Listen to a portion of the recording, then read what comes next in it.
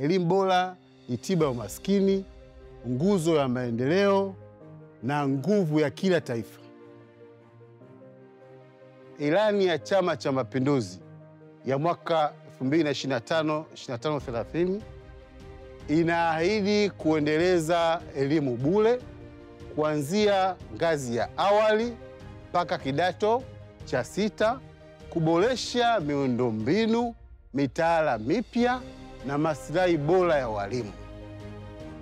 Ilani imeelekeza kujengwa kwa vyuo vya ufundi katika kila wilaya, kuboresha maktaba na maabara na kupanua mfuko wa elimu ya juu kwa wanafunzi.